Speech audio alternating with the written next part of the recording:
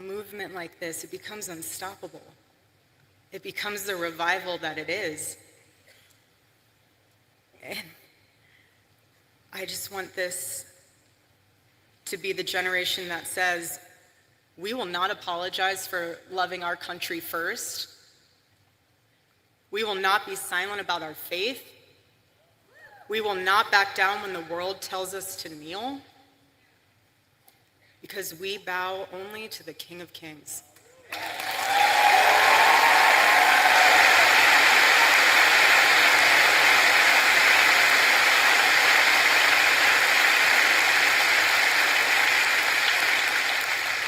And it's from him that we rise. I personally still believe in America. I still believe in her founding. I still believe in her future. I don't care if people think it sounds crazy, but I still believe that our nation can heal. But we can't save a country that we're too afraid to defend. We can't.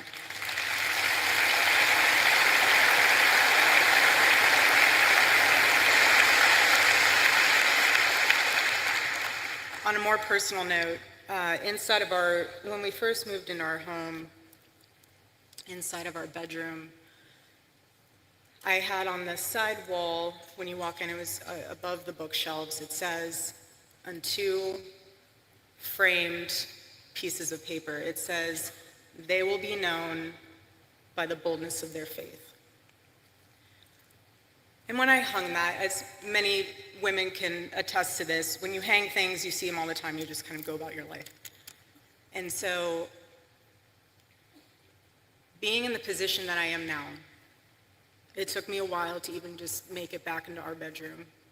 I used to sprint from the opening door into the bathroom and sprint out. I was not ready to walk into our bedroom yet. And when I was finally able to sleep in our bed for the first time, I slept on his side of the bed. And I noticed, because he had to sleep a certain way on his side, facing the outside of the bed, because he had a bad back. I'm sure most of you didn't know that, but he had a really bad back. Anyways, so it's also why he wore compression socks too. I know a lot of people are like, why do you wear compression socks? Circulation. Anyways, so he would sleep that direction, and so I found myself sleeping that direction as well. And when I woke up, for the past several nights that I've been able to be in there, I saw that the first thing I'd see is that on the wall, "They will be known by the boldness of their faith." And I thought to myself, he saw that every single morning he woke up. I didn't, because I'm on the other side of the bed, so I'm facing the window. But he saw that every single morning. And then I thought to myself, because when I go to the office, I will never sit in his office chair. So there's like a couch on the side when you walk in, and I sit on the couch. And on his desk, flanked between the Bible verse of Micah, chapter 6, verse 3, it all kind of came together for me. So he sees us on the wall, and then he sees on his desk these three questions that he would ask himself every single day. And it would be, what is something I can do for someone today? The second one was, what is something I can do to add value to the world today?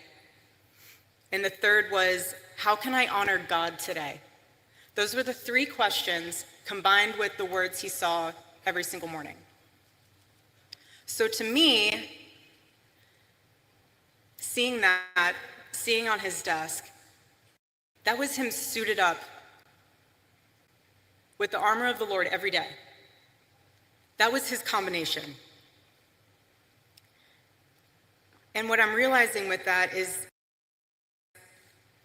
those were the action points of how to have courage.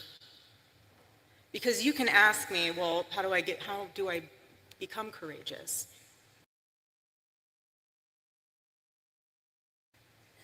Ask yourself those three questions every single day.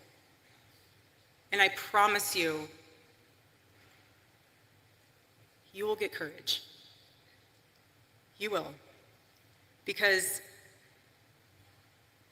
what death amplifies even more is that you only get one life. Just one. That's it. It's an eternal life. So that's why you have to live like it matters. But I want to remind you that God has created you for greatness, not for something that's lifeless, just greatness. And the question isn't how long you're going to live. It's what are you going to do with your life and the time that the Lord has blessed you with? What are you going to do with that? That's the question.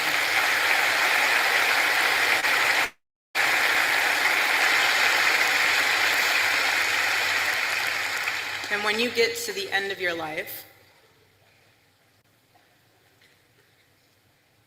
will the Lord be proud of what you stood for? Will you be able to say that you ran the race, that you fought the good fight? Or will you realize that you wasted your time that the Lord has blessed you with chasing after things that didn't even matter? Hold that into perspective. And remember, being the courageous generation that you are,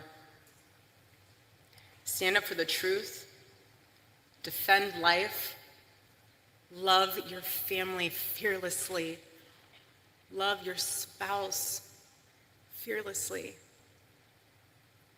love this country, defend her, and serve our God. And don't think that it's someone else's role to do it. You do it.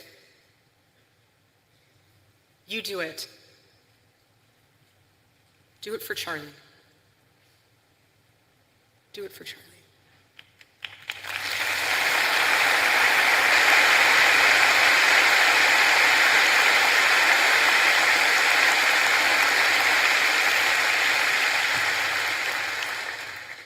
And I am tremendously blessed and honored tonight to be able to introduce to you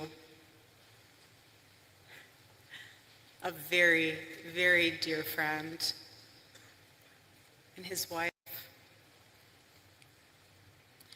They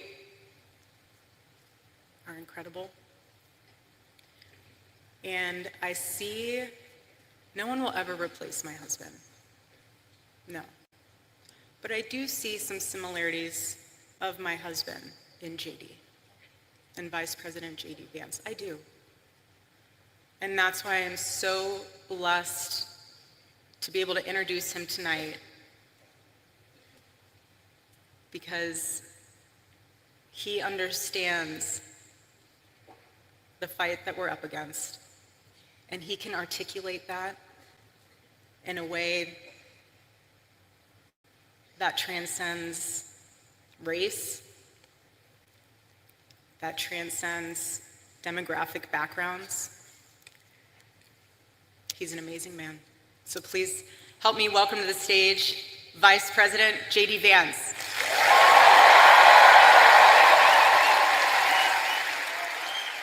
I am honored to introduce a friend of mine, somebody that I have just been so thrilled to see ascend American politics. His story is uniquely American. Growing up in poverty, difficult circumstances, serving his country honorably and heroically in the United States Marine Corps, being an America First champion in Congress, and somebody who I know will bring this vision to make America great again. Join me in welcoming JD Vance, everybody.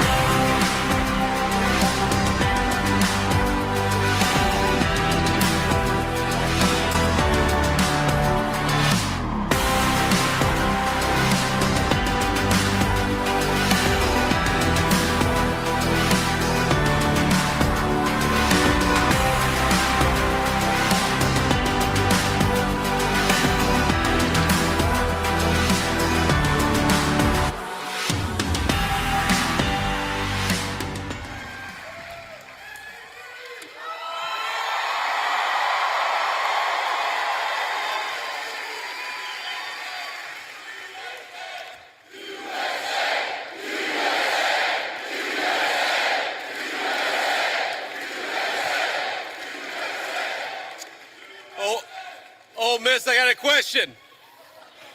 Are you ready?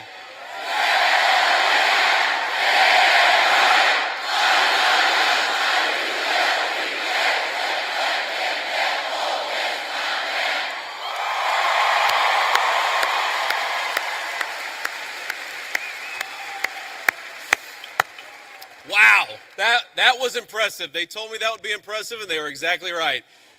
So let me say a few words of thank you first to my dear friend and the widow of my dear friend Charlie Kirk. Erica, you have been such an amazing inspiration to the entire country. How much do we love Erica Kirk? She's done a hell of a job.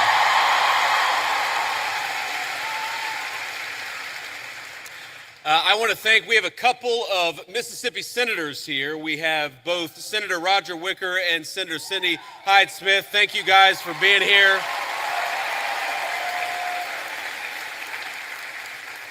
We have the governor of Mississippi with us. We got an all-star crowd here. Governor, thank you for being here.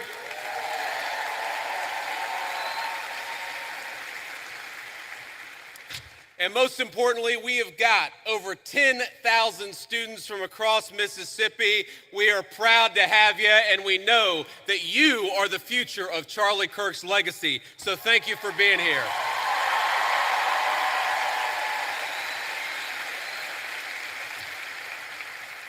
You know, I got this whole speech written, and I'm not going to deliver any of what I had written. I'm just going to speak from the heart, because that's what Charlie would so often do. And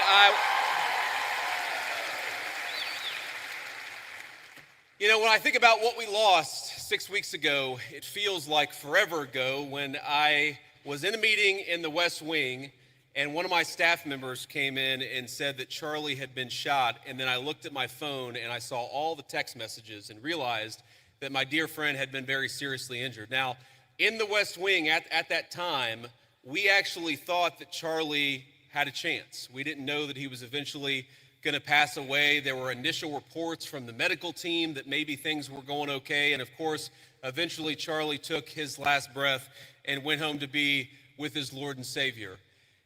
I remember thinking at that moment, first, of course, about Erica and the children. They've got their oldest, their daughter, is very similar in age to our youngest child. And I remember thinking, what a terrible tragedy for that family. And the second thing that I thought was, what a terrible tragedy for the United States of America. Because Charlie wasn't just a political figure. He wasn't just a guy who went around campus and said very interesting things and hosted all of these debates. He was a person who, particularly to the young people of this country, to all of you, he had the very best advice.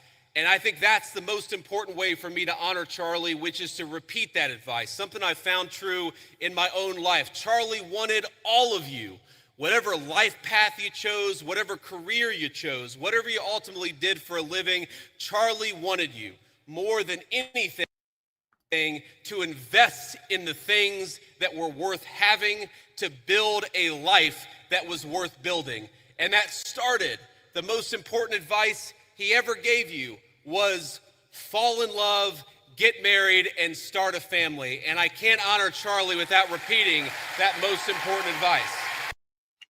This is his campaign speech to be the president. Pay close attention. I ain't lying to y'all. This is what he's running. He's running for president. Advice.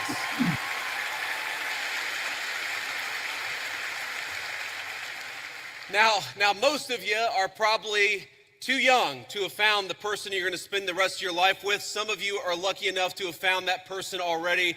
But I will tell you, if you're as lucky and blessed as I have been, it hits you like a ton of bricks. And I found that person in my lovely wife, Usha, our second lady, who is here with us today. She's sitting in the audience somewhere. I don't know where. But I love you, honey. And have children. That's something Charlie also always told. I grew up in a generation. I'm 41 years old. I'm a millennial. And if you're This white boy running for president. That's what he doing. He running for president. He would never have done this shit if Trump was in town. Trump would never have allowed him to go over there. being uncharitable, you would call me a geriatric millennial, which I really hate. I really hate being called a geriatric millennial, but here I am at 41 talking to all of you like I've got great wisdom. Here's the thing. The one regret, the only regret that I really have in my entire life, and I've made plenty of mistakes, but the one regret that I have is that, frankly, I wish we had started having kids sooner. Because when you're a young father, you realize what an incredible blessing they are, but they're also very exhausting. Yeah, it would be very difficult for him to be, seeing as how he's bisexual. I think he's bisexual, and he has there's issues there. And I know here at Ole Miss, we like to party a lot. And I know at Ole Miss, occasionally some of you will have a few drinks on a Friday or Saturday, or hopefully not a Tuesday night, but I'm sure that happens from time to time here in SEC country. But here's the thing. When you go out until 3 in the morning and wake up at 6 a.m. for class, the thing that I've learned in my old age is that incredible energy, God actually meant it for another purpose, and that purpose was to help take care of a family. So while you're young, have those babies if you're able to. That's something Charlie said all the time.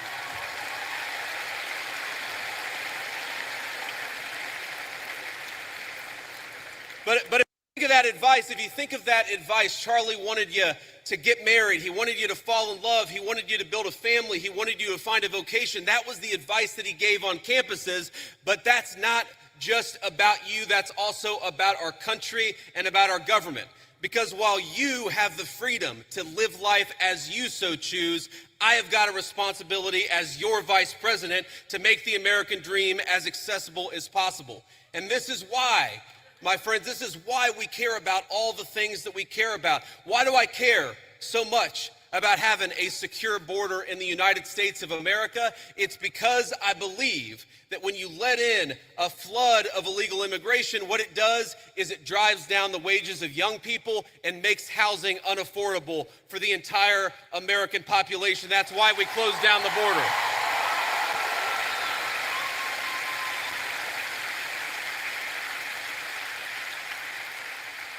The left will say our immigration policy is about hating immigration, hating immigrants. We don't hate anybody. We love our fellow citizens, and because we want them to have the American dream, we shut that border down the very first day that Donald J. Trump was the president of the United States. That's all y'all do is hate. That's all y'all do is hate.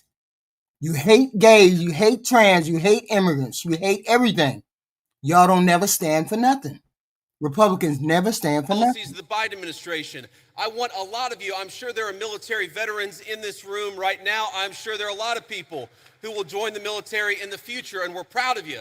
But part of America First is ensuring that we never ask you to go and do the American people's business unless it is in the interest of the United States of America, and that's how we honor the sacrifice of our troops. Now we finna see if this speech is gonna be all about the Democrats. Let's see if this speech is gonna be all about Democrats. If it's all about Democrats, they ain't shit. You shouldn't even be talking about Democrats. Let's see if they can keep Democrats out their mouth. And that's why, my friends, that's why we care so much about free speech, as Charlie lived and died for the basic principle that we ought to be able to talk about our differences, we ought to be able to debate them, and we ought to have faith that the best way to make sure that the best idea wins is to actually just have a discussion. And that is what this event is all about. That is what Turning Points USA is all about. And I am so proud, and most of all, I'm so grateful to each and every person, whether you're a Republican or a Democrat, for coming out and honoring one of the most important parts of Charlie's legacy, because we're going to have a discussion tonight, and that's what Charlie would want us to do. I told y'all they can't keep the Democrats out their mouth because they gotta lie about the Democrats. It don't matter what it is. Republicans don't have no ideas about nothing. It's all a matter of hate. Let's see how he can keep the Democrats out of his mouth. He should be talking about loving people, accepting people, religion, family. Let's see how much hate he can keep out of his mouth about the Democrats. Let's see.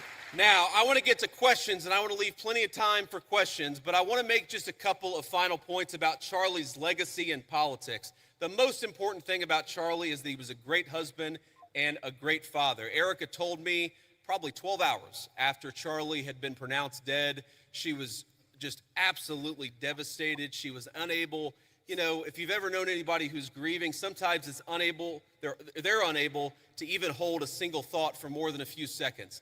And what Erica told me, and I'm going to get a little emotional, is that she said that Charlie never yelled at her, he never cussed at her, and that to me is a great legacy to leave as a husband and a father, for your wife to be able to say that my husband was always good to me, and Charlie was a good man.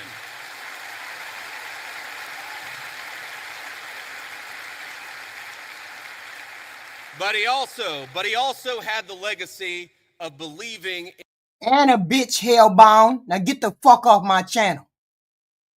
in political debate, and he was the most effective person in politics that I have ever seen. And by the way, that's not because Charlie always agreed with me and the president's policies. I Dumb remember motherfucker. one time in particular where Charlie Kirk called me, and guys, he was mad. It was one, you know, I wouldn't say the last conversation that I had with him, but it was in the last few months of his life. And he called me and he said, JD, I'm really worried. I'm really worried that what's going on in the Middle East right now is going to lead the United States into a protracted military conflict. I've never told anybody that Charlie was really worried about that in the final months of his life. Now, here's the thing. Charlie was so effective and he was so trusted by both me and the President of the United States that when Charlie made that phone call, I didn't say, screw you, you don't know what you talk about. You're talking about.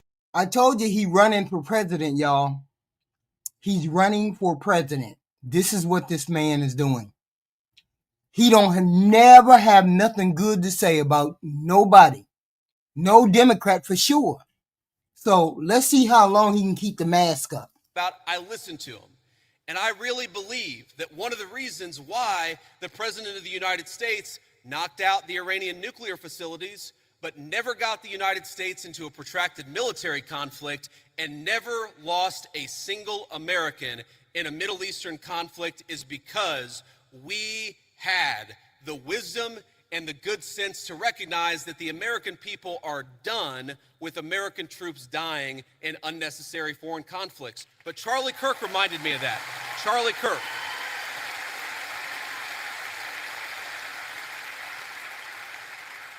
So that was a great moment for our country. It was a great moment for my friendship with Charlie Kirk, because friendship is not just about telling everybody what they want to hear. It's not just about agreeing with everybody all the time. It's about having the trust in another human being that you can tell them they're wrong and actually encourage them to change their mind. Or in that case, not necessarily even tell us that we were wrong, but make sure that we were thinking about all the options. And of course, under the president's leadership, we were doing exactly that. But Charlie was so good at that. And I think that's one of the ways in which I want all of you to honor your legacy. Obviously, you care about our great nation or you wouldn't be here. A lot of you will go on to become future leaders in business or in politics. A lot of you will run campaigns. A lot of you will work on campaigns. A lot of you will be future leaders. There might even be a lowly future vice president of the United States in this very room. But here's the thing that I want all of you to remember.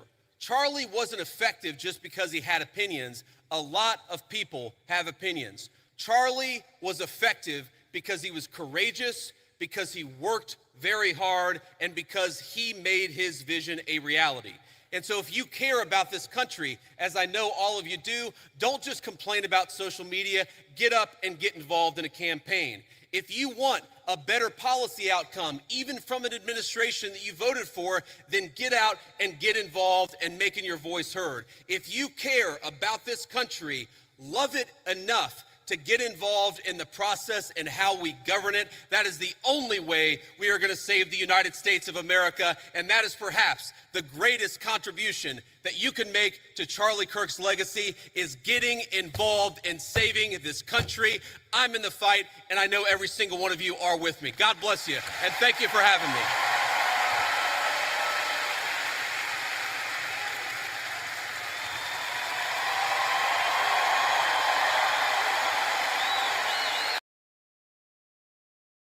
Damn, that speech wasn't nothing but like 10 minutes. What the hell is going on? What the hell kind of, what are they having? That's what I'm trying to figure out. Thank you. But like, hey, please, I appreciate that, but we're not even halfway done. Oh, so okay. here's, I don't know what you're saying, but it sounds awesome.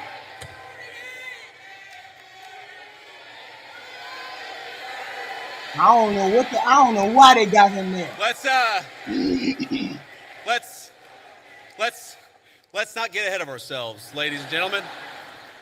What we're going to do next is actually take some questions. And I remember one of my favorite things about Charlie, not that there aren't going to be some questioners who agree with me, but if you disagree with me, What? I would ask that you come to the front of the line, because we want to talk to people we agree with. We also want to hear from people we disagree with.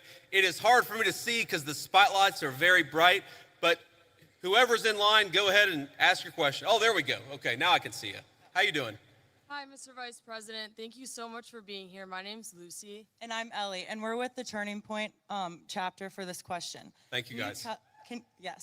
Can you tell us how your faith helps you in your role as Vice President?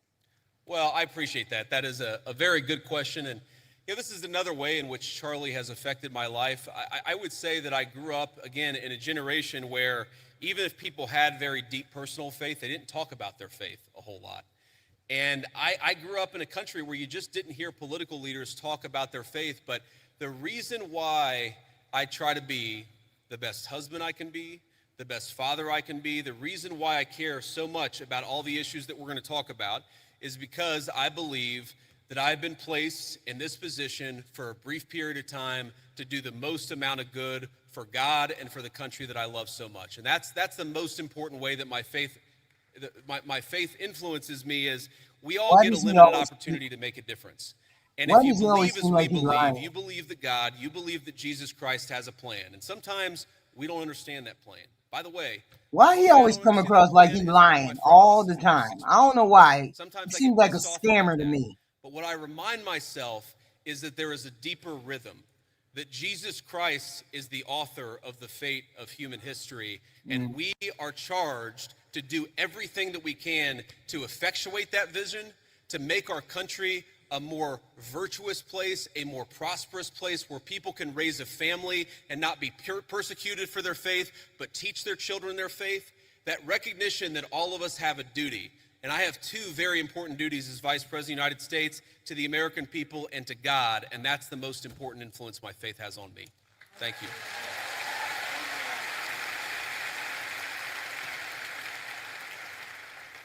No, but he's a liar. I understand your view on illegal immigration is it should be a top priority, strengthening our southern borders and fighting the massive drug trafficking that's taking place while securing jobs for the working class Americans. Also, deporting every single person who's invaded our country illegally, which I would 100% agree on. My question to you is, what is your view on legal immigration? Personally, I have a girlfriend who's studying in America off a visa. Our hope is eventually getting a green card. So what is your view on legal immigration? Of course he's only talking about... Also, what is your plan? Of course they're only talking about one faith. They're talking about the Christian nationalist faith. They're talking about that. And everybody else's faith is not even relevant. Didn't y'all see the video with Ramaswamy? Of Vivek Ramaswamy, where they shouted his... They told him, hey, Christian faith is the only faith. They all believe that. For a merit-based system. Yes, sir. Well, I appreciate the question. And look, my honest view is that right now, America, thanks in part to the Biden border invasion, but also thanks in part to a lot of bad immigration policy, right now, we have let in too many immigrants into the United States of America. That is just a fundamental reality. Now, Now, look, legal immigration is complicated because we let in about 1 million legal immigrants into the United States of America every single year. And I think the evidence is pretty clear that a lot of those immigrants are actually undercutting the wages of American workers. It's one of the reasons why the President of the United States, and a lot of us in the administration have encouraged H-1B reform, because if you look at the H-1B visa, what it's supposed to be is that you have a super genius who's studying at an American university, who's working at a great company. You want that super genius to stay in the United States of America and not go somewhere else. What it's actually used to do is hire an accountant at a 50% discount to an American citizen. I don't think that we should be hiring accountants from foreign countries when we've got accountants right here in the United States that would love to work for a good wage.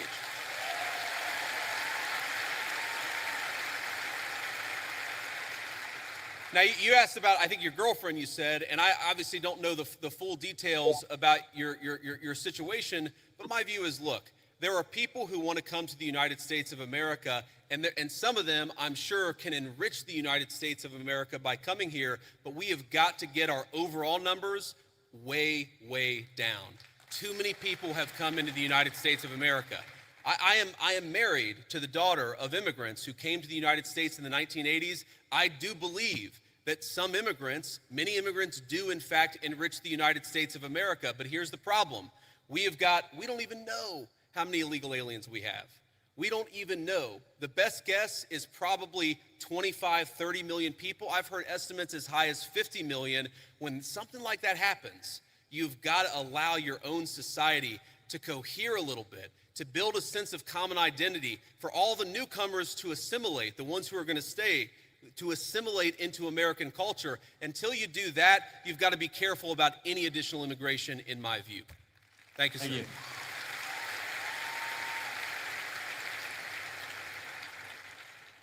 Hello, I have a question about Israel and Trump's policy towards it. Do you think it's a conflict of interest for Miriam Adelson, an Israeli donor, to give millions of dollars to his campaign and then Trump have pro-Israeli policies? Well, if you're asking, do I think the President of the United States has a conflict of interest? No, I do not, because I know how the President of the United States makes his decisions, and I see it behind the scenes. Now, as the President himself has said, Miriam Adelson, who, by the way, I know, and I have a very good relationship with her, she is very clear about the fact. She doesn't hide the fact that she really loves Israel, and that is part of what motivates her political giving. That is a reality. At the same time, the President of the United States is America first through and through. And let me give you just a couple of examples of this. Number one, we have heard from some pro-Israel voices, some people who really love the state of Israel, that they don't want us to have a relationship with certain Middle Eastern countries. Well, the president, his attitude is, we need to build relationships with any country where we have shared interests, and he's going to do it if it's in the interest of the American people, and he's done exactly that. Number two, there were people, and I remember this criticism of the President of the United States, I just raised it in the context of a conversation that I had with Charlie. I remember when people said that the President of the United States was going to get us into a multi-100,000 troop regime change war for Israel. This was 4 months ago, this was 6 months ago. Now, the people who accused the President of the United States of wanting to get us into a regime change war for Israel, I wonder if they stepped back and said, you know what, we were wrong about that, because the President of the United States did not want to get us into a regime change war for any other country. He wanted to knock out a nuclear facility and get everybody back home, and that's exactly what he did. So I understand there's some frustrations out there, but I think the President of the United States, more than any president of my lifetime, is willing to stand up to anybody if he thinks it puts the interests of the American people first. Thank you. Hello, Vice President Vance. How you doing? Good. I have a question. Do you condone large private corporations such as Palantir hoarding data caches on U.S. citizens? No, I don't condone it. And here's the thing. So I get asked about Palantir a lot because there's this internet meme out there that somehow I am super in bed with Palantir. And here's the thing that I'd say about this. Palantir is a private company. They sometimes do a useful service, and sometimes they're going to do things that we don't like. You should be demanding that your representatives do two things when it comes to Palantir or when it comes to any other technology company. Number one, protecting your data. What's going on with artificial intelligence is going to mean that there are massive inducements to steal your data, to harvest it, and to use it against you to sell digital advertisements. That is not what I believe in, and I've been fighting against it, whether it's Palantir or any other technology company, literally before I ran for office. When I ran for office, I was criticized by Republicans in my Republican Senate primary because I was talking then about Google and Facebook harvesting our data. It's unacceptable. I don't care who does it. I don't want them to do it. Y'all notice he didn't say nothing about the fact that he had shares in Palantir, the fact that he's related to Palantir. He knows people, he works with people, he does business with people. You notice he ain't addressed that, right? Number two, and this is also very important, what's going on with artificial intelligence, we got to be worried about large-scale surveillance, okay? Everything. You asked about Palantir. Do you know that every time you make a credit card transaction, the credit card companies are collecting data on how you spend your money? Do you know that every time you linger over a link on the internet for more than a half second, the search engines are collecting data on you so that they can sell you advertisements? One of the biggest questions for American policy over the next 10 years is how to ensure that you are a sovereign citizen. And you cannot be a sovereign citizen if any private corporation or any government can steal something from you that belongs to you. Yes, sir. Thank you. Thank you.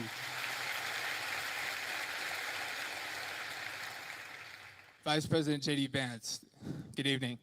Thank My you. question is, the Republican Party, they stand for the right to bear arms. A lot of things the founding fathers really made a priority. Sure.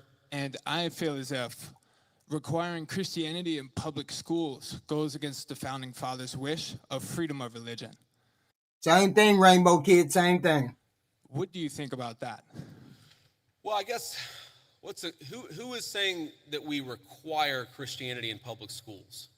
Just from what I've seen on the media and the news, it seems like the Trump administration had wanted to make praying in schools and Christian values incorporated. Well, look, I think Christian values are a good thing, and I'll talk to you about why I think that's a good thing, but that's separate from forcing people to pray, which I don't think that anybody, certainly no Christian that I know, would ever support or ever endorse. And let me just say something generally about all the people. I see there's a big line, and I hope I can get to everybody's question. I remember when I was a sophomore in high school, I went to an event at my church, which was a book signing with Oliver North and Sean Hannity, the Fox News host. And this was back before, this was, I guess, 25 years ago. And so neither of these guys was maybe as big as they are today. And I remember standing in line, and I'm about to say hello to Oliver North and Sean Hannity. And I remember thinking to myself, I was so nervous. All I need to do is shake their hand, give them a firm handshake, and tell them my name. That's what I'm thinking. Firm handshake, tell them my name. Firm handshake, tell them my name. And I get to the front of the line, and Sean Hannity looks at me, and he says, "How are you doing?" And I totally panic, and I go, JD. Because I had rehearsed shaking and saying my name. My point is, I admire your guys' courage, and please don't be nervous. If you need to work through a question, think about it, speak it. We're all here to have a nice conversation, and we're all supportive of it. Here's the thing when you talk about forcing, I'm going to answer your question, forcing Christianity, forcing people to pray. There's a liberal idea out there that I think is wrong, and that's that liberalism is the source of freedom of religion. And actually, if you go back to the original founding documents of the United States of America, if you go back to the Anglo-legal tradition, well before there was ever a United States of America, what you find is that freedom of religion is actually a Christian concept. And the reason it's a Christian concept is very simple. Because Christianity, Imago Dei, the idea that we are all made in the image of our Creator, means that we must respect the free will of every single person. Now, part of that is you have a conversation with people. Having free will doesn't mean that you're not allowed to encourage somebody, that you're not allowed to talk to somebody about your faith, that you're not allowed to talk about certain values in school. When our founders talked about freedom of religion, they didn't mean you weren't allowed to say a Christian prayer in a public school or that you weren't allowed to talk about Jesus Christ in a public forum. They just meant that nobody could force you to profess the Christian faith. That had to come from your own free will. And I believe that, and I think every Christian who I've ever spoken to believes that the source is the Christian, the source of your faith, the Christian understanding must be your own free will. But here's the thing about Christian values. There are a lot of Christian values out there that I think that we've just sort of assumed and we've in fact taken for granted. Christian values are the idea that you should respect every single person as an individual, whatever the color of their skin, created in the image of God. That's a Christian concept. And in fact, it was a Christian empire, Great Britain, that abolished slavery to begin with. The idea that we should eliminate child sacrifice. What did the Christian settlers find when they came to the New World? They found a lot of civilizations that were murdering babies in weird religious rituals. It was Christianity that said we don't kill children just because they're somehow inconvenient to people. A lot of the things, human rights, the very idea that human beings have rights are a Christian concept. And so I'd ask you, my assumption based on the question is that you're skeptical of Christianity, or at least of certain public professions of Christianity. One of my favorite Bible verses is, "By your fruits ye shall know them." And I think that the fruits of the Christian faith are the most moral, the most just, and the most prosperous civilization in history. I make no apologies for believing that Christianity is the pathway to God. I make no apologies for thinking that Christian values are an important foundation of this country, but I'm not going to force you to believe in anything, because that's not what God wants, and that's not what I want either. So, Go ahead. for the school system, do you agree that there should be Christian implementation, or do you think that school system should be neutral and be focused on science, literature, reading, writing, arithmetic? Well, I reject the idea that anything is purely neutral. Okay, there are, for example, let's take a basic scientific fact, and this is a little spicy. I'm not trying to make this too controversial, but take the basic scientific fact of, can you take a pill to change your biological gender? Okay, now that's something that 15 years ago, quite literally, every single scientist in the Western world would have said, absolutely not, that's crazy, and now people will.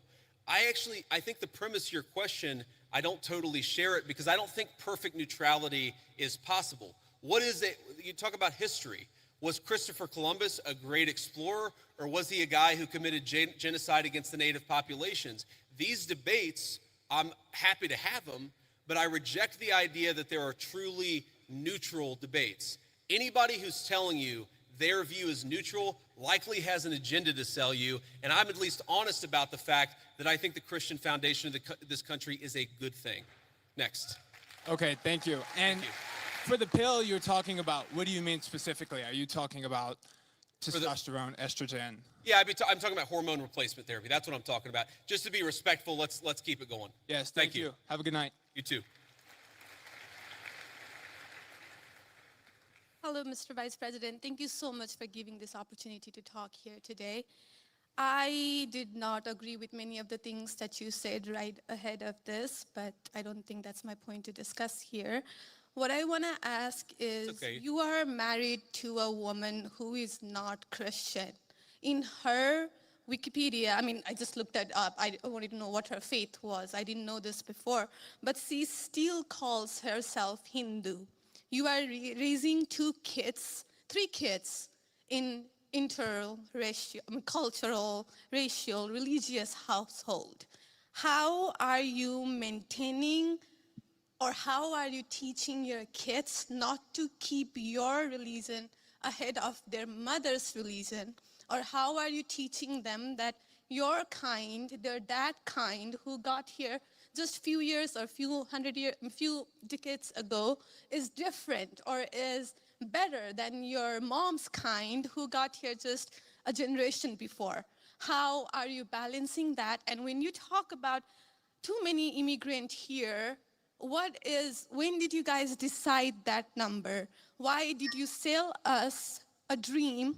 You made us spend our youth, our wealth in this country and gave us a dream. You don't owe us anything. We have worked hard for it.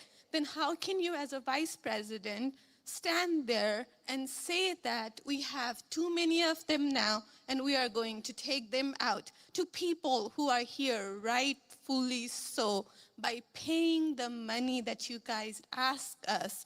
You gave us the path, and now how can you stop it and tell us we don't belong here anymore? So and one more thing, I'm sorry, one more thing. Do Sure. you have to There's be a lot there. I don't know if I'm going to remember all this, but I will try. I'm sorry. I had to say all of this, and please take it with due. I mean, I'm saying all of course. this with No, due no, go ahead. respect. I Please. have no Thank you. intention of causing a scene here or anything, but We're not close to causing a scene. Yeah. Don't worry.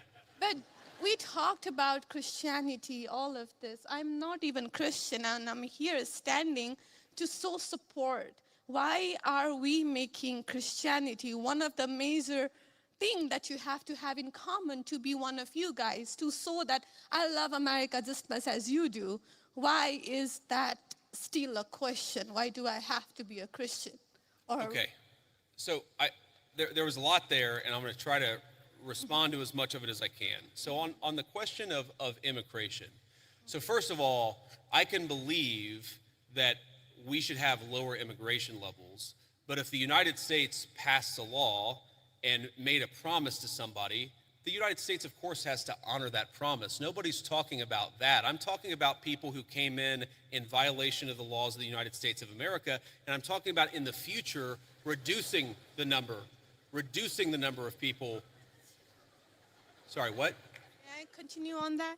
Because when you just said you are not stopping with the people who came here legally, right? But you are pushing out policies that hurt us. And these policies are not even solving the problems. These policies are just creating chaos. Ma'am. Okay, so again, I'm gonna finish answering the question, and then if I've answered all 9 of your questions in less than 15 minutes, then we can keep on going.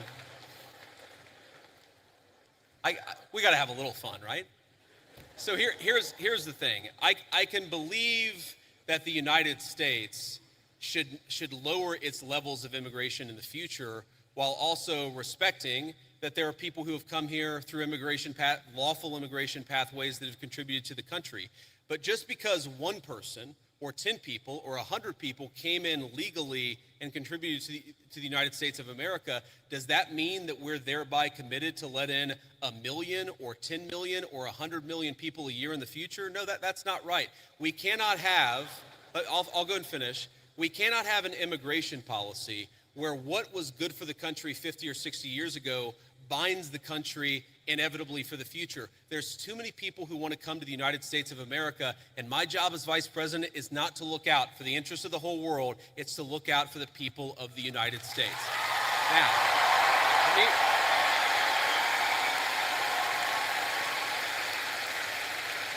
Now, you asked a personal question about our interfaith household. And yes, my wife did not grow up Christian. I think it's fair to say that she grew up in a Hindu family, but not a particularly religious family in either direction. In fact, when I met my wife, we were both, I would consider myself an agnostic or an atheist, and that's what I think she would have considered herself as well. You know, everybody has to come to their own arrangement here. The way that we've come to our arrangement is she's my best friend. We talk to each other about this stuff. So we decided to raise our kids Christian. Our 2 oldest kids who go to school, they go to a Christian school. Our 8-year-old did his first communion about a year ago. That's the way that we have come to our arrangement. But, thank you. My 8-year-old was also very proud of his first communion. Thank you, guys. I'll tell him that Old Miss wishes him the best. But I think everybody has to have this own conversation when you're in a marriage. I mean, it's true for friends of mine who are in Protestant and Catholic marriages, friends of mine who are in, atheist and Christian marriages. You just got to talk to the only advice I can give is you just got to talk to the person that God has put you with, and you've got to make those decisions as a family unit. For us, it works out. Now, most Sundays, Usha will come with me to church. As I've told her, and I've said publicly, and I'll say now in front of 10,000 of my closest friends, do I hope eventually that she is somehow moved by the same thing that I was moved in by church? Yeah, I honestly do wish that, because I believe in the Christian gospel, and I hope eventually my wife comes to see it the same way. But if she doesn't, then God says everybody has free will, and so that doesn't cause a problem for me. That's something you work out with your friends, with your family, with the person that you love. Again, one of the most important Christian principles is that you respect free will. Usha's closer to the priests who baptized me than maybe I am. They talk about this stuff. My attitude is you figure this stuff out as a family and you trust in God to have a plan and you try to follow it as best as you can. And that's what I try to do. I want to make a final point. So I don't want to cut you off. I want to be respectful to all the people behind you in line, but I want to make this point about immigration, okay? If you ask the question, what is the exact right number of immigrants for the United States to let in, it is just very specific on the context. If you go back to the 1920s, the United States passed an Immigration Reform Act that effectively cut down immigration to close to zero for 40 years in this country. And what happened over those 40 years? The many, many people who had come from many different foreign countries and different foreign cultures, they assimilated into American culture. And there was an expectation that they would assimilate into American culture. I think we have two problems in our immigration system today. And my guess is you're probably a slightly more leftist political persuasion, liberal political persuasion, maybe not. But here's the thing. I remember back in my establishment GOP days when I was still very early getting involved in Republican politics, I remember a conservative think tank person who told me that one of the reasons why immigration was really good is that if you had enough diversity in a country, people would mistrust each other and they wouldn't join labor unions. Okay? So when I see a lot of left-wing people who theoretically support organized labor saying we need to flood the country with a limitless number of immigrants, they're unwilling to set any limitations on it. My response to that is you are destroying the very social trust on which American freedom and prosperity was built. And that is really important to me. So the honest answer to your question, what is the exact number of immigrants America should accept in the future? Right now, the answer is far less than we've been accepting. We have got to become a common community again, and you can't do that when you have such high numbers of immigration, which is one of the reasons why we have the immigration policy we do. Thank you. Next.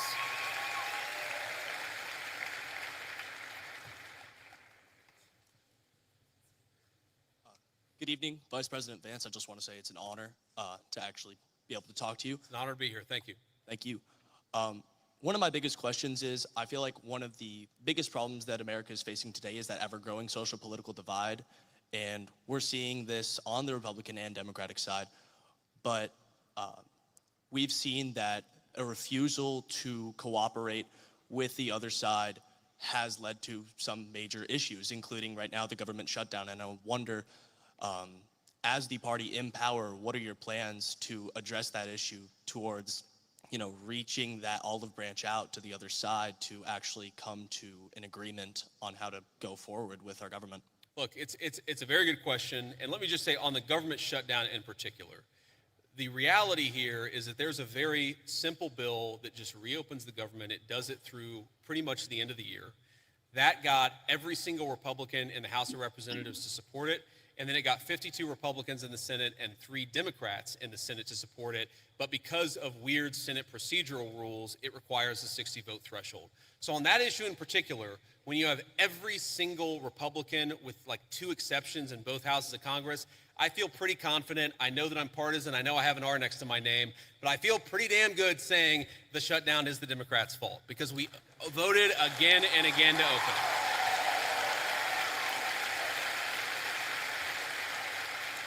Now, but there's a broader question there, and I think most Americans, whatever their political persuasion, would actually like the country's political parties to work together better to solve the problems. And look, and I agree with that. And my approach when I was in the United States Senate was to try to find some issues where we could agree with the other side on and try to work with them on it. And let me give you one example. I really worry about concentration in the corporate sector. I worry about big corporate monopolies. I worry that when you have only 1 or 2 companies dominating an entire sector, it's bad for liberty and it's bad for prosperity. So you may be shocked to hear this, but I actually worked with Elizabeth Warren on some anti-monopoly stuff when I was in the United States Senate. But here's the problem.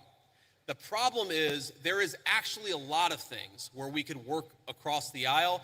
There are a lot of President Trump is in my view, you haven't seen organized labor ever get behind a Republican, at least in 100 years, like they have behind Donald J. Trump. There are a lot of areas of common ground on that question. The problem is, as reasonable as some of these people can be in private, in public, the current obsession of the Democratic Party in leadership, I'm not saying every Democrat in the country, but the current obsession of every Democrat in Congress is get President Trump, fight President Trump, attack President Trump. It is impossible for us to work across the aisle unless a person is willing to put down their partisan sword, shut the hell up about fake scandals related to Donald Trump, and actually work with us. That's the way you make this happen. Next. Thank you. Thank you. Next. We're trying to get through as many as possible, guys. Thank you. Good evening, Mr. Vice President. Hello. Hi. I actually drove here all the way from Memphis, Tennessee. Go Tigers. So I'm sure everyone here is aware of the Memphis Safe Task Force that has been in the city for about a month now. And I checked a little earlier. As of this morning, I believe they've arrested 1,700 people and seized about 300 illegal guns.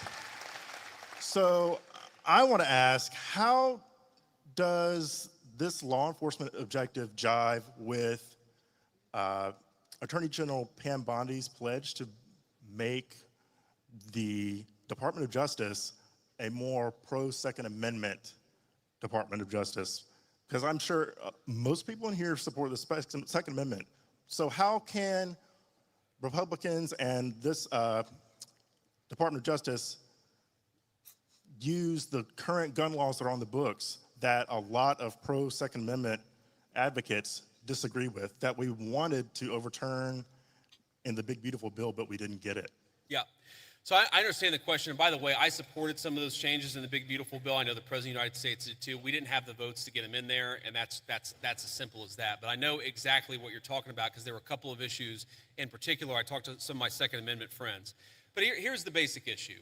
We don't want people who have violated the law, who have committed felonies. The Second Amendment, like every other amendment, it's about due process. It's that you don't have your rights violated unless there is due process of law. If you're a person who's committed 4 felonies and a court has lawfully ordered that you shouldn't have a gun and you're running around with a firearm, I don't have any problem with law enforcement saying you don't get to have that firearm that is illegally possessed, illegally obtained. I think that's basic law and order. Now again,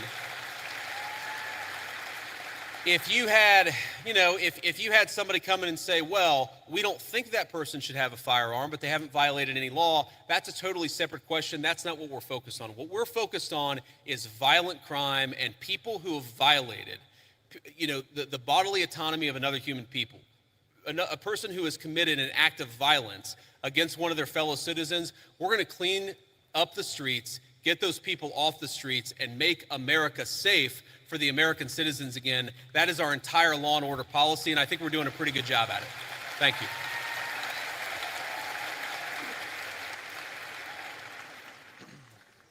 Thank you for the opportunity to speak. I'm a Christian man, and I'm just confused why that there's this notion that we might have owe Israel something, or that they're our greatest ally, or that we have to support this multi-$100 billion foreign aid package to Israel to cover this, to quote Charlie Kirk, ethnic cleansing in Gaza.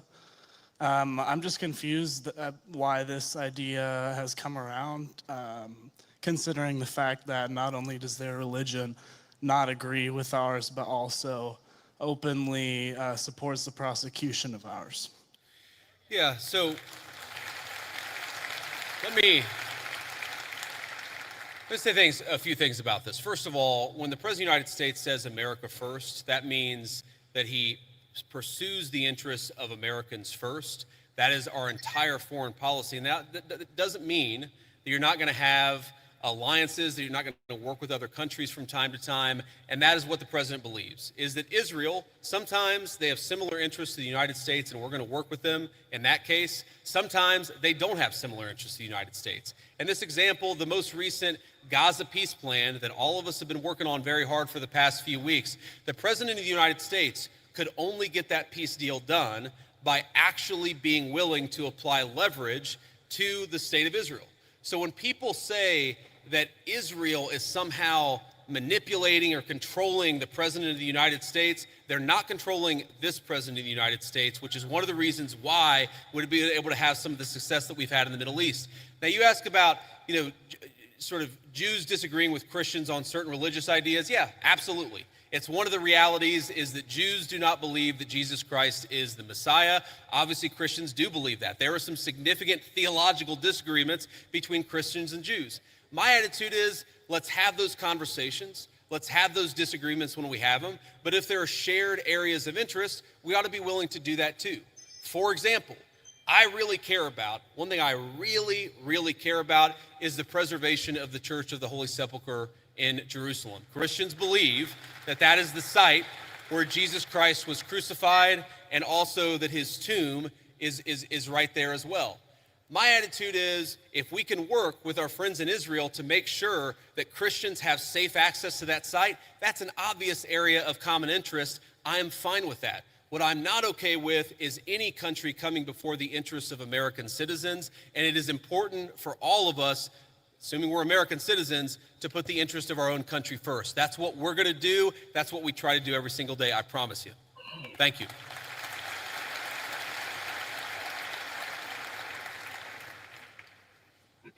Hi, Mr. Vice President. I'm the president of our pro-life organization here at Ole Miss, Rebels for Life.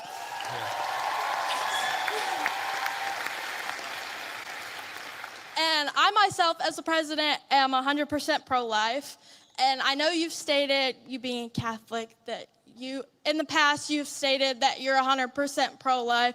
But since joining the presidential campaign as the VP, you've kind of wavered how you see abortion. So I'm just wondering what your stance is right now. Sure. And do you think that someone else's right to liberty trumps someone else's right to life?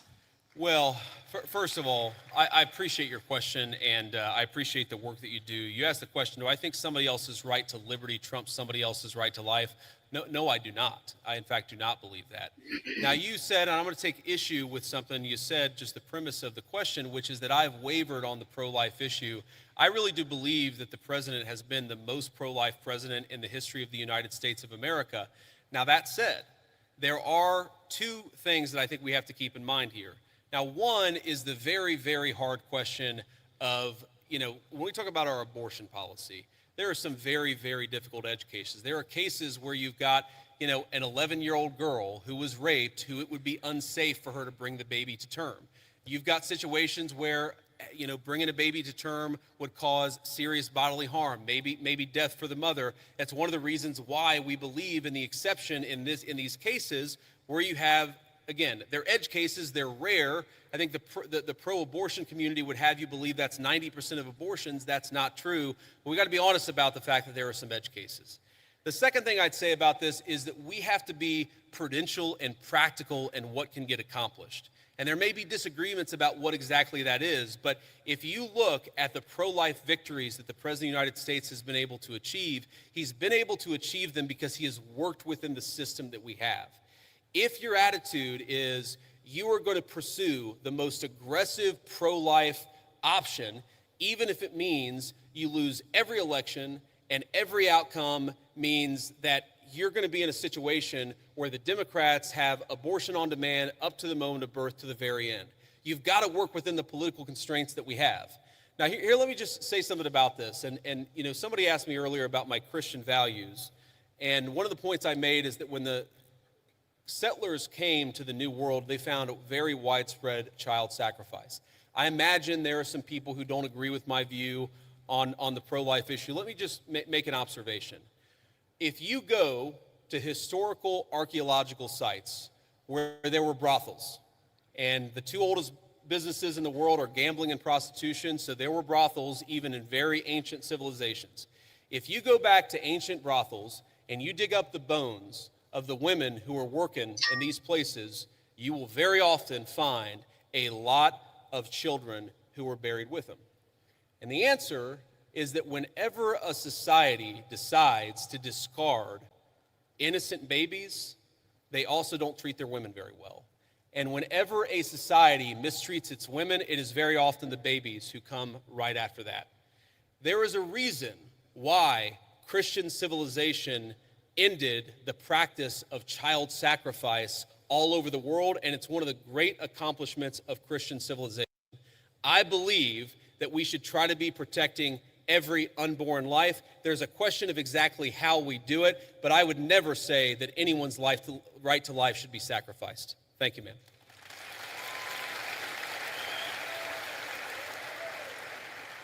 First, I just have to say I'm thrilled to hear you articulate Christian values on a stage like this, and to remind us that things we take for granted and things we value so much have a Christian origin. So thank you for that. I really mean that. However, so much of liberalism, by the way, so much of the far left is a sort of, if you really pay attention to it, it's a kind of perverted version of Christianity. Like, there's nothing wrong, of course, with focusing on people who are disenfranchised, for example. That's the focus of liberalism. But if you completely separate it from any religious duty, any civic virtue, then that can actually become, for example, an inducement to lawlessness. You can't just have compassion for the criminal, you also have to have justice too, which is why I think that a properly rooted Christian moral order is such an important part of the future of our country. But sorry, I interrupted you, go ahead. no, amen, absolutely. Now, as much as I hope and pray that we can be a nation of Christians, the idea of a Christian nation scares me. So I'd like to hear your feedback on a pretty nuanced argument here, that perhaps there should be a wall of separation, as at least one of our founders advocated, between church and state at the national level. However, that line can and should get blurrier as we descend to the community level. And perhaps that is actually the system, the structure that our founders gave us when they said Congress shall make no law establishing a religious body. However, states did have close relationships with churches at that time. Yeah. Do you think that that is a rationale that works? Do you think that that is the way we should implement around these Christian values? So this is a very nuanced point, and I want to just make sure that everybody's kind of on the same page here. So if you go back to the First Amendment, it doesn't say separation of church and state. It says Congress shall make no law respecting an establishment of religion. But if you go back to the founding time, there were actually a number of states that had formally recognized churches. So there was the Anglican Church of Virginia. That was the official state church of Virginia. Maryland at the time was the only majority Catholic colony, or at least had a significant Catholic representation of the original 13 colonies. There's a lot there.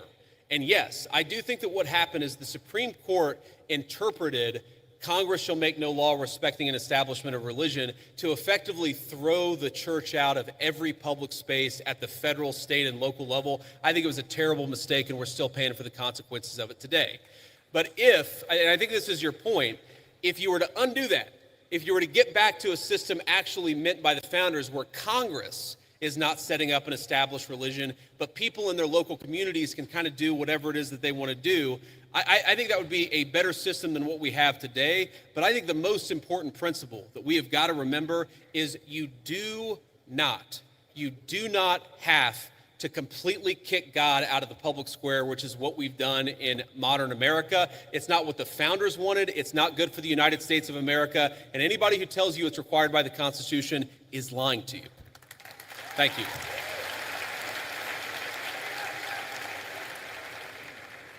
Hello, JD. How you doing today, man? Good. How you doing? In the wise words of Ricky Bobby, I don't know what to do with my hands. Don't feel bad. Neither do I half the time, man. Okay. First off, yeah, laugh it up. Okay, first off, I just want to say I am a huge supporter of the Trump administration. I was 3 months too late to vote for you guys, but if I could have, I would have. So I'm a huge supporter of you guys before I make my argument, but there is something you guys are doing that is kind of disturbing me a little bit. Okay, go ahead. Thank you.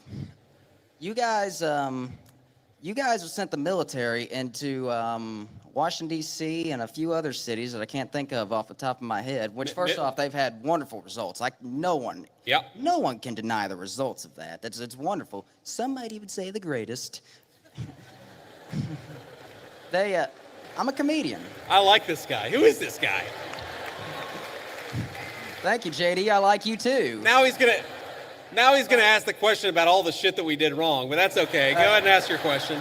But yeah, I'm just wondering, well, it's not necessarily something you did wrong, but it's what could someone else do wrong? Let's say we get a complete tyrant in office, and let's say Turning Point USA is having a huge protest against, something really bad that we don't like, and let's say he's, a president is saying that it's getting violent. How can we, I'm trying to think, my mind's kind of blank.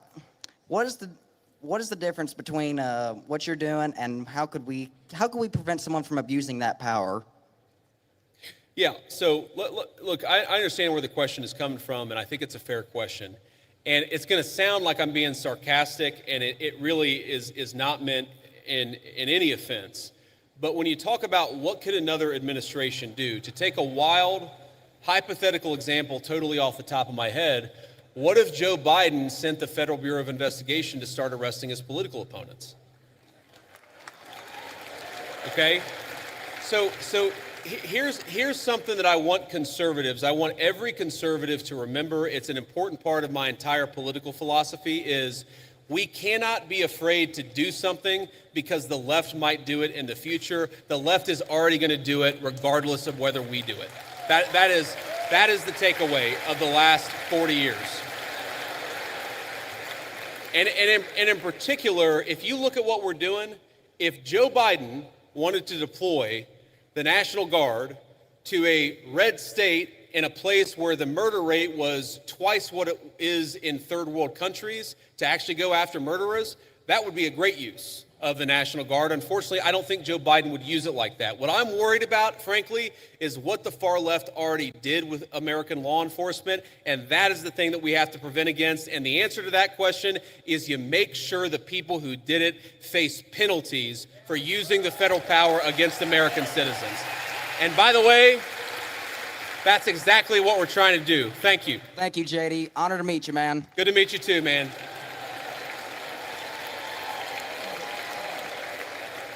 This will be the last question. Ricky Bobby, 2048. That's who I'm voting for.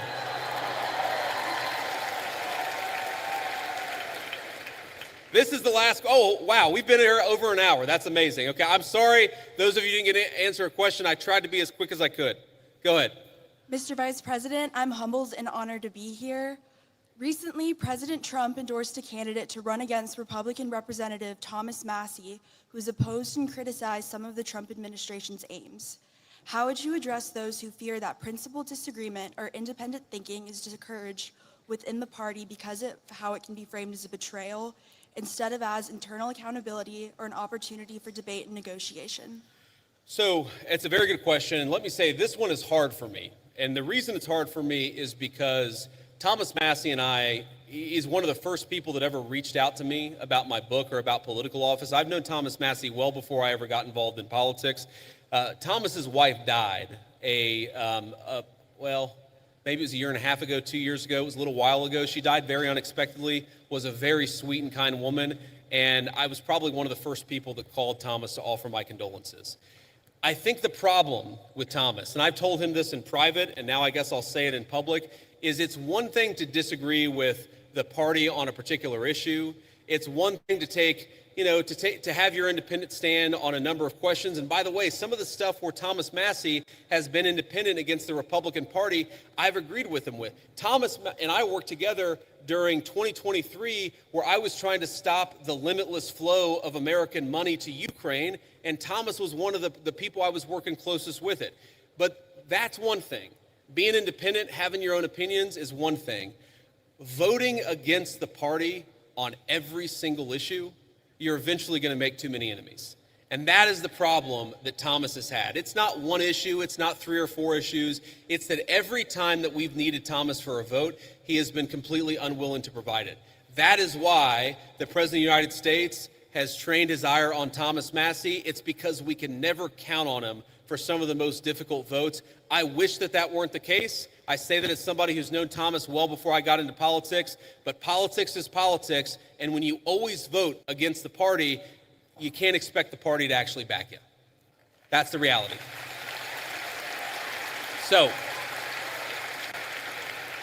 let me say just a couple of final things before I hit the road here. And one, it has been such an amazing honor to be with all of you this evening. I want to say two things.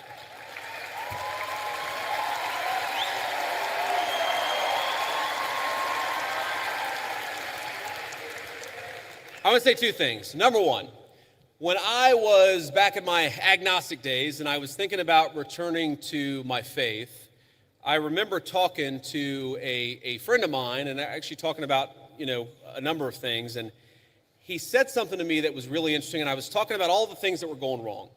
I was looking to the future. I was talking about everything that was broken in the world. And I said to him, things are just really, really dark.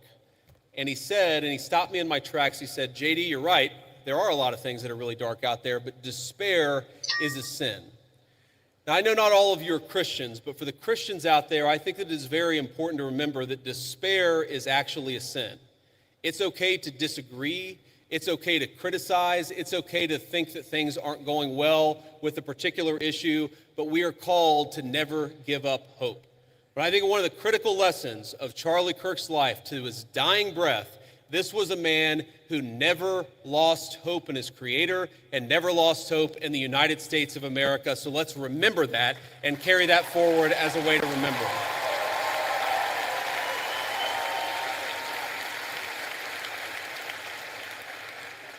And the second thing that I want to say is, in line with despair being a sin, look, I imagine that I can tell most of you apparently agree with a lot of what I said. I'm sure that a lot of you disagree with some of the things that I've said. That's okay. We don't need in our political movement people who agree with us on every single issue. We got a couple of questions about Israel. We got a couple of questions about the National Guard deployments. We don't need somebody who agrees with us on every single question or every single issue. What we need is people of good faith who love the United States of America and are willing to work hard to save it. So when you look at all the accomplishments, you look at the accomplishments of the last 9 months. We inherited the worst border crisis in the history of the United States of America. We shut down the border, and net immigration is 2.5 million lower today than it was in 9 months. That means the total number of people that have been sent out of this country is 2.5 million. We have 2.5 million fewer illegal immigrants than we had. That's a great accomplishment. We